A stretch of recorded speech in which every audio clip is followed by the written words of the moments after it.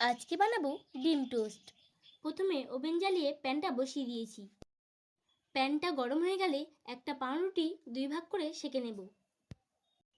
ভালোভাবে সেঁকা হয়ে গেলে একটা প্লেটে তুলে নিলাম। তারপর একটা ডিম ফাটিয়ে নিয়ে তাতে দিয়ে দেব টমেটো কুচি, পেঁয়াজ কুচি, স্বাদ মতো নুন, সামান্য লঙ্কা কুচি আর অল্প একটু ধনেপাতা কুচি দিয়ে ভালোভাবে ফাটিয়ে নেব। এবার প্যানে 2 চামচ তেল দিয়ে দিলাম। তেলটা গরম হয়ে গেলে ডিমটা ওতে দিয়ে দেব। ডিমটা দেওয়ার পর রেখে দেওয়া দুটো পাউরুটির টুকরো ওর উপরে দিয়ে দিলাম। এপার ওপার উল্টে ভালোভাবে ভেজে নিয়ে তুলে নিলাম। ডিম টোস্টের ওপর দিয়ে দেবো টমেটো সস, গোল গোল করে কেটে রাখা টমেটো, পেঁয়াজ, দুটো লেটুস, ধনেপাতা ও কাঁচা লঙ্কা আর সামান্য পরিমাণ গোলমরিচ গুঁড়ো দিয়ে রুটিটা উল্টে দেব। সব হয়ে গেলে একটু টমেটো আর ধনেপাতা দিয়ে সুন্দর করে সাজিয়ে নিলেই তৈরি আমাদের ডিম টোস্ট।